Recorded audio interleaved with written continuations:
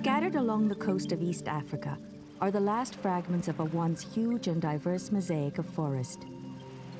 Though reduced to a fraction of its former size, the forest is still home to a spectacular diversity of plant and animal life. In Kenya, more than half its rare plants reside here, as do a profusion of monkeys, birds, reptiles, and butterflies. But in recent years, pressures from tourism and population growth have taken their toll. The very survival of the forests is at stake. This week's Earth Report finds out how a local people, the Mijikenda, are working with the Coastal Forest Conservation Unit set up by Kenya's National Museum to save the last pockets of trees.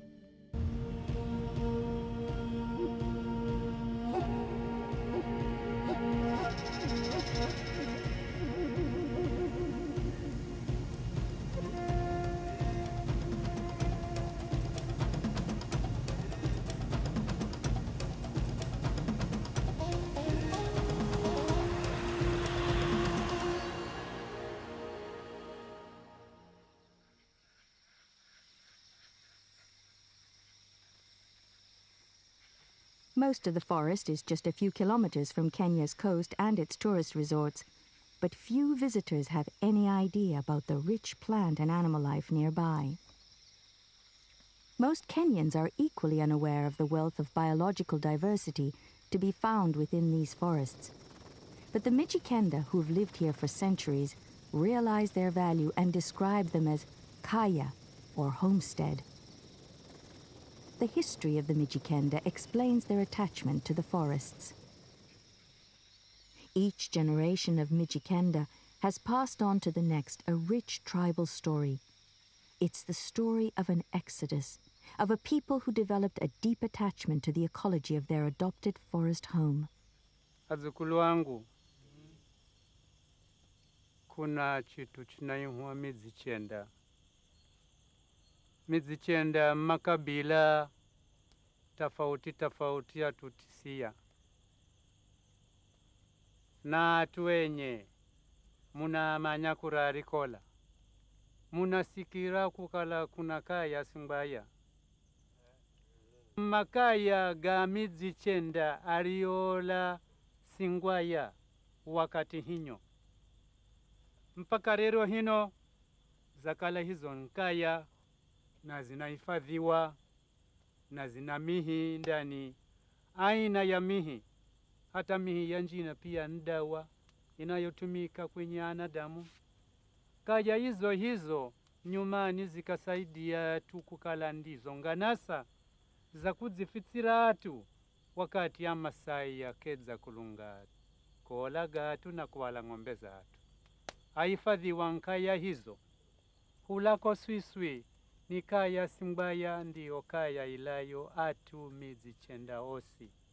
Na mpaka dakika hino makaya gehu bado chirega roroma paka rero.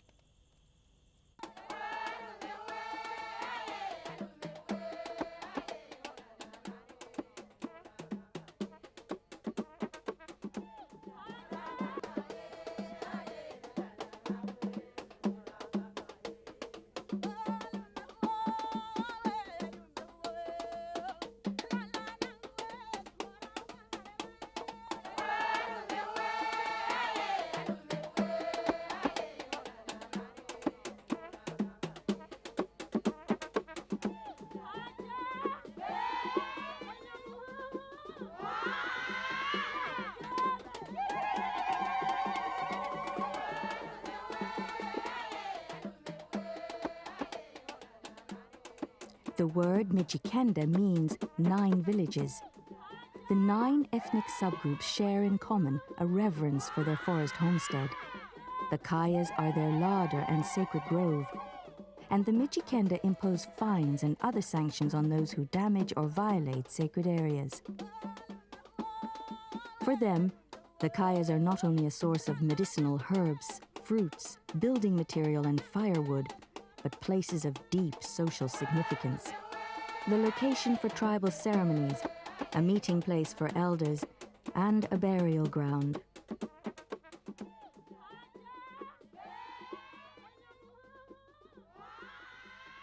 In times of hardship, disease, or unexplained disasters, the forest is also a place of worship. Although many of the Mijikenda have converted to Christianity and Islam, they have incorporated their traditional beliefs and practices. There are some 60 Kaya forest homesteads in a narrow strip of coastland in the southeast of Kenya. Each has its own microclimate, several degrees cooler than surrounding areas. Much of the forest on steep hillsides protects water catchments and prevents soil erosion.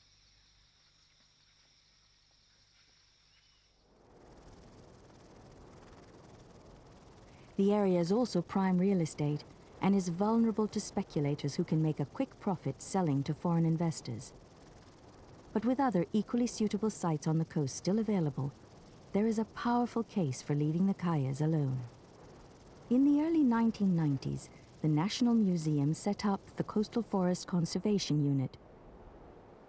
Well, there are two main reasons why the National Museums of Kenya has become involved in the Kayas. One is the cultural interests that as a museum we have in the Kayas, in the preservation of the Kayas, because for years the local indigenous people in that area have used the Kayas as grounds for various cultural ceremonies. The other reason is the biodiversity interest that we have as a museum. The Kayas are remnants of indigenous forests that have been shown scientifically to be very rich in being home to a variety of species, some of which are fairly endangered, in fact not found anywhere else in this region. The Conservation Unit employs a dozen people to work with the local community to safeguard their forest homesteads.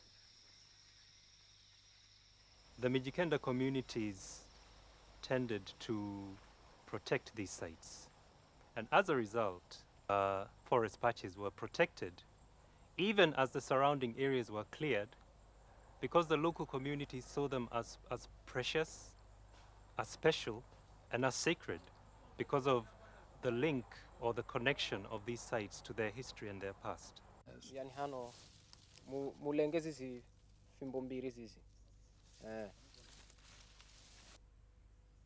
The Mijikenda elders' knowledge is crucial in establishing the traditional boundaries of the Kayas. 680 degrees. Their know-how is backed up by a land survey using the latest measuring equipment.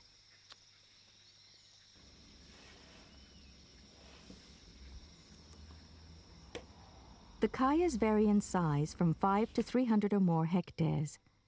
Demarcation has enabled the museum to gain legal protection for more than 30 sites. As soon as a Kaya is officially gazetted by the authorities, the Conservation Unit ensures protective signs go up around the perimeter. And this legal protection helps the Kaya elders where the customary respect for the forests had been eroded. A legal officer from the National Museums is employed to review the legislation designed to protect the forests. My role is to ensure that Kayas are first of all gazetted as national monuments and protected as such. Secondly, I'm liaising with the stakeholders to overhaul the Antiquities and Monuments Act, which offers limited protection to Kaya forests. A major threat to one part of the embattled forest is large-scale lead mining. It is not so much the mining itself, but the tillings that are the main hazard, and attempts to stabilize them have only been partially successful.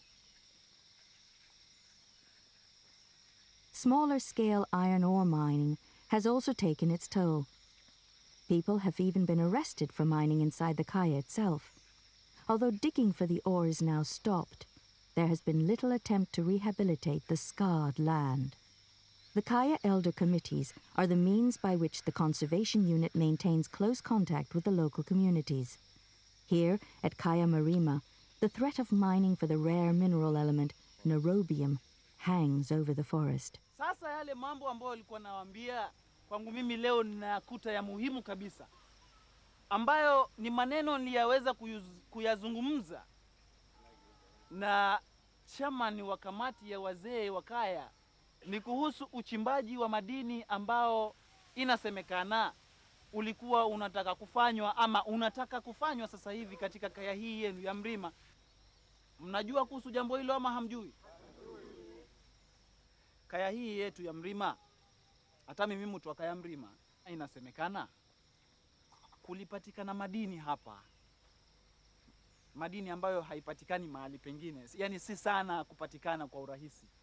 Sasa madini hii serikali imesema kabla haijaanza kuchimba madini hii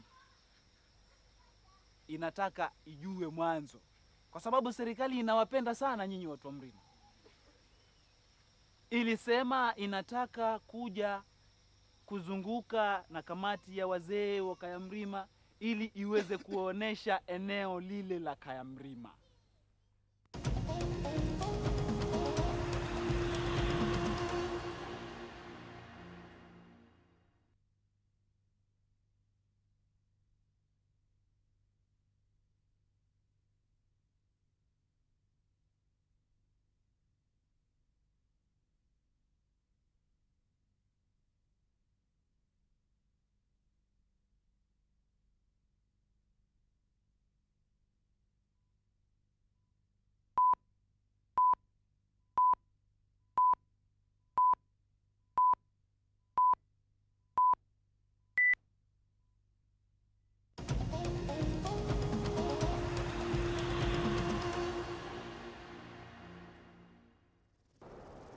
Tourist development continues to encroach upon the Kayas.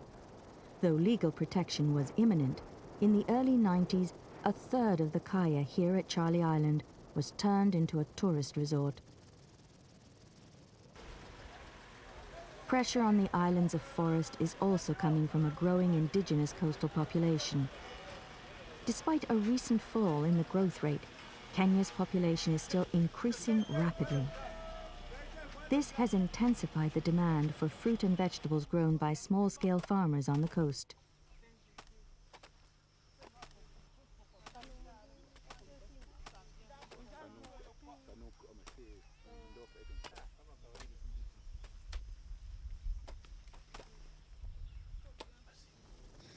Forest continues to be lost to free up more land for cultivation, to feed large families, and to earn a little cash. And for the foreseeable future, demand for more farmland will increase. Wood is also used very extensively to service the tourism industry. It's not just large-scale construction that puts a demand on timber, but the roadside tradesmen who make a living out of selling wooden artifacts to visitors.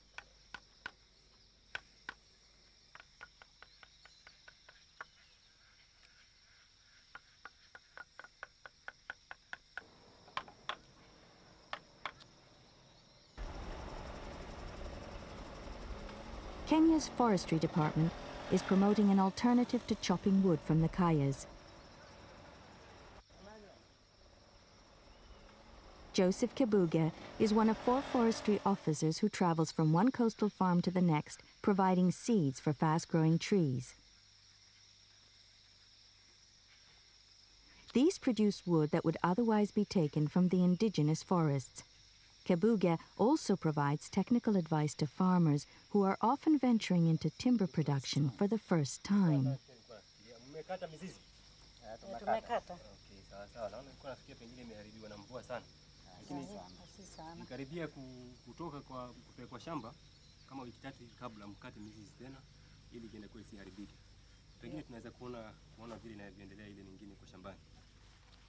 This tree here is a kind of the species that is used by the local people for construction, even for the tourism industries in the construction of cottages and the hotels. As you can see, this tree is just 1 year old and has managed to attain 2.5 meters. If you look at this other one, which is only 3 years old, you can see there is also very big difference, both in diameter and the height. In the next 3 years, this one is expected to achieve a diameter of 6 inches. It will be ready for market. the farmer will sell at around 600 shillings per pole. And you can see the income there for the 6 years is very high. And the farmers are even proving, or they are saying that it's higher returns than any other crops in their farms. By having many farmers having such woodlots in their farms, surely we should have reduced the pressure on Kayas for production of such materials. Feedback is regularly sought from the Mijikenda elders by the Coastal Forest Conservation Unit from up and down the coast. Ni utua ni ambao unakuonyesha kukala ni saka Nigeri tofauti na hokapindi. Ni kamutia makahiri. Ndere were ni kutia makuni utatukutia makwenda kuza. Haya. Sukuni atutate mafiho zenye anza mibomu tekiza fiho. Ela hangu mavanza mimi. Kunalika toke na mutakani ule. Bense to hindi dundumira. Kulingana vizo kona ambokala mavizi kapa kuza kwe husiswi. Mavizi kashinamna yani mapata usaidizi wani ambao wamuhenda hata ishikala rata karandawia chitototo vini. Fupata usaidizi pakala atuhamba tangi namba kaya huriguza. Pamimi. Jamba sinokoka kuza kwanza ao kagomba mai.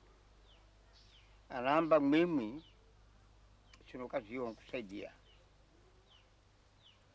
Kusaidia kuratu. Mutu akikala yunamba yunengira mkoweza kumkaza. Kumba kusini shauri ndakala yenu. Mutu akimkosera haya mmatumia munda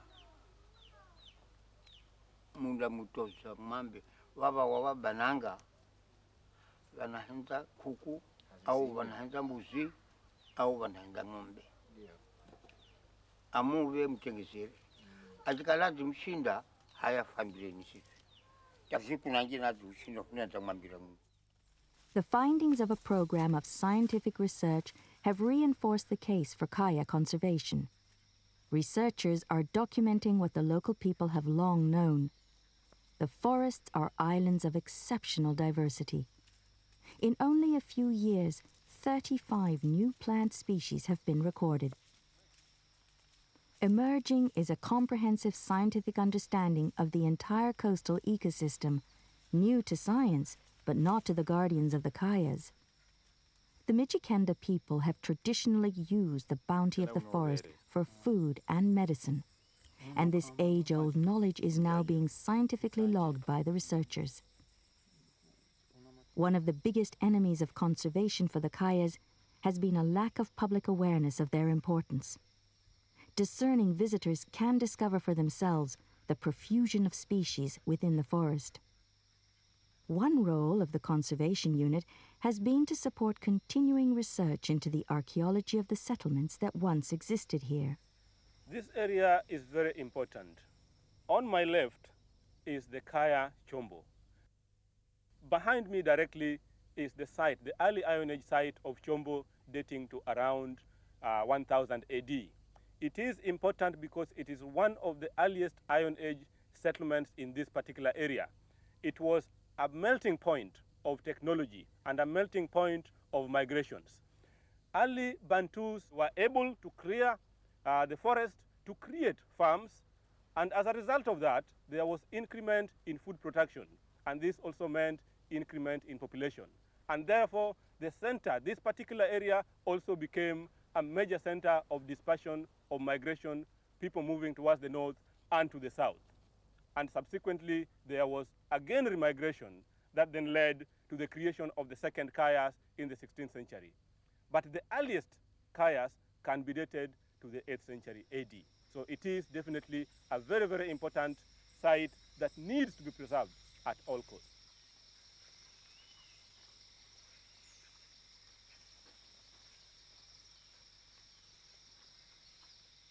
The site itself is located in a very, very fertile lowland area with the water just a few hundred meters away from where I'm standing. As you walk around the site, you come across a lot of scattered pottery. Like the one I'm holding in my hand is a rim, very beautiful, red on the side, quite smooth. You also have heavy buff, very, very, very pretty rough, which could have formed huge pottery used for storage of grain or of water. You also have very thin-bodied, red-colored pottery with speckles made of sandy soil, very common, which could have been used for light cooking and such kinds of things. It was occupied probably by about 700 to 1,000 families, mostly farmers. As an iron age site, these people could have utilized the technology of iron to clear the thick forest that existed here when they arrived here. In Kenya, as in much of Africa, history is an oral one. Traditionally, the young people in Mijikenda society were excluded from the customs practiced by the Kaya elders. Believing that the future of the Kayas depends upon getting the next generation involved in their conservation, the Coastal Forest Unit has started an educational campaign involving talks, school essay competitions, and tree planting ceremonies.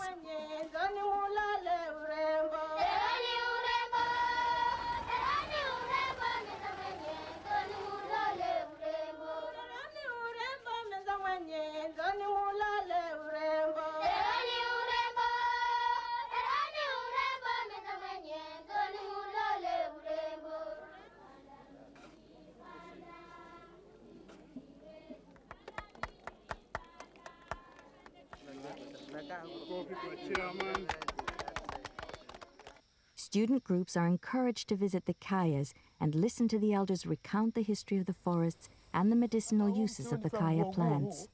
Zamani ilikuwa wataalamu wazungu hawajaingia, basi ilikuwa Waafrika wakikata mti huu maganda yake, akayachukua akayatia ndani ya maji yakala asubuhi, akachukua magongo akayapiga mpaka ikawa laini kavutika. Hapa katwi mti, sipokuwa hapa miti inatoleka hapa ni kama watu wanajenga hivi hapa, na zaidi pia wanachukua miti ya nje. Miti hapa ni kutafuta dawa, kiwa ni majani, kiwa ni dawa ya mizizi, kiwa ni madawa ya maganda ya miti, ndio watu wanatumika. Mzee, kama ulivyoongea kuwa huu mti unafanywa dawa, sasa hizo dawa unaweza kuzitumia wakati umeshikwa na ugonjwa gani? Huu mti dawa zake unatumika mizizi, unachukua mizizi unikatakata, unachemsha, alafu kipo unakunwa, kifua, tumbo, pengine una haradamu inapona. Alafu unachukua huu na ngwene na mrusapungu, kiwa ni mwanamke anasumbuka na tumbo la uzazi au wakati wa ule wa ukubwa umefika, mambo ya kike, sasa anasumbuka aimalizike, ile unachukua unachemsha, unachukua chumvi kidogo unatia, anatumia hapo, anapoa. The range of species still to be found on Kenya's coast is far richer than most visitors could ever imagine. The popular image of sea, fish and corals only tells part of the story. From northern Kenya to Mozambique in the south, the patches of coastal forest that remain are irreplaceable outposts of genetic diversity. Irreplaceable because trees alone do not make a forest.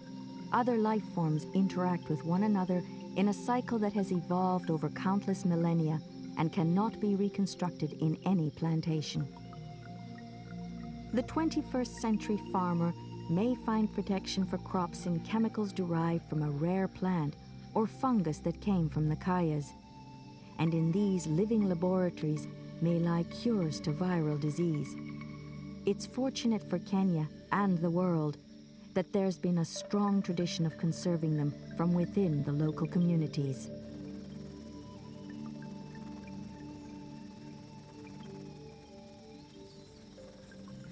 I feel these forests are special. They're really people's forests. They exist because of people's beliefs, people's values, and people's cultures, which have protected them for many generations. And I gain a lot of satisfaction in helping them to continue to preserve them, because the forests are not there from any external influence. They're not there from a government order or a government initiative. They're there because the people cherish them and wish to protect them. And we're just helping.